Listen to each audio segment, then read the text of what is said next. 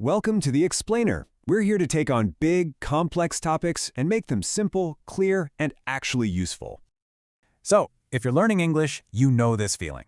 You know when the words are just flying at you and you're trying so hard to translate one sentence in your head that you've already missed the next three? It's that feeling of being completely and totally lost. But what if I told you that feeling is just a sign that you're in the middle of an incredible adventure, and all you really need is a good map? I mean, seriously, what if you had a clear guide, something to show you exactly where you are right now, where you're going next, and the best path to get there? A map that could turn that feeling of being lost into a real sense of direction. Well, for learning English, that map doesn't just exist, it's used by millions of people all over the world. So let's dive in. First, we're going to look at this map itself. Then, we'll explore the first two key stops on the journey, A1 and A2. After that, we'll get into the fascinating science of how our brains actually learn sound, before wrapping up by charting your own path to fluency. All right, our journey begins with finding that big "You Are Here" marker on the map. And for language learners everywhere, that marker is a powerful, internationally recognized framework. It's called the CEFR, the Common European Framework of Reference for Languages. Yeah, it's a bit of a mouthful, I know.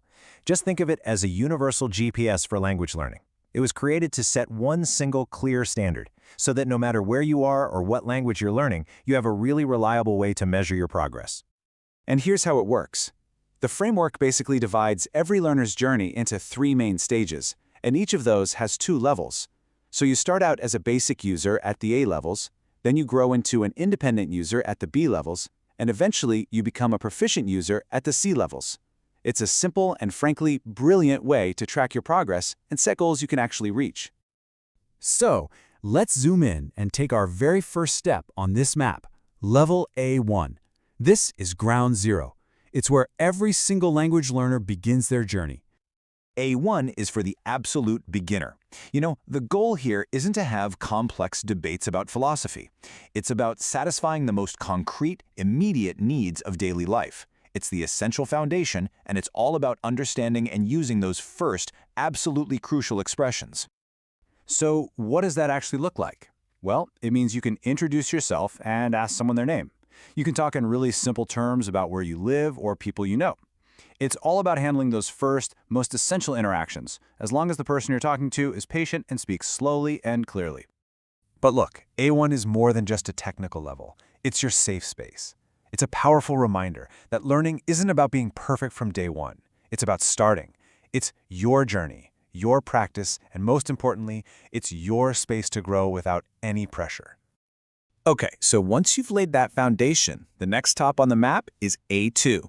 And this is where you start to build on those basics, moving from just single phrases to real, even if they're simple, conversations. At the A2 level, you start putting those A1 bricks together to build simple walls. You're moving way beyond just survival phrases. Now you can handle routine tasks and actually exchange information about things in your world, like your family, your job, or your neighborhood. So the really crucial point here is the shift. You go from just asking basic questions to actually describing your own world. You can talk about your daily routine, your hobbies, what you like, what you don't like. You're not just surviving a conversation anymore, you're actually starting to participate in it. It's a huge step. And this slide right here shows just how big that jump really is. I mean, look at these numbers. Your vocabulary more than doubles. You go from spitting out single phrases to having actual short dialogues. And grammatically, you break free from being stuck in the present tense. Now you can talk about what you did yesterday. This is a massive, massive leap in your ability to communicate. Okay, so we've looked at the what, the first few stops on our map. But what about the how? How does your brain actually rewire itself to understand a whole new system of sounds? Let's dive into the science.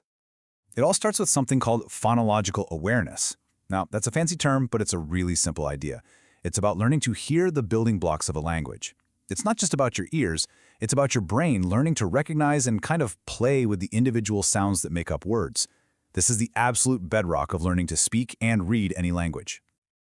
This slide basically shows what's happening inside your brain even when you don't realize it. First, you learn to isolate sounds, like hearing that single k sound in cat. Then, your brain learns to blend them, taking separate sounds like sh, o, p, and hearing the word shop. You also learn to do the reverse, segmenting a word like sun back into s, u, n. And finally, you can even delete sounds, knowing that if you take the s from stop, you're left with top. Getting good at this is one of the best predictors of how quickly you'll learn to read and speak. It's incredible. And please, don't underestimate how complex this whole process is.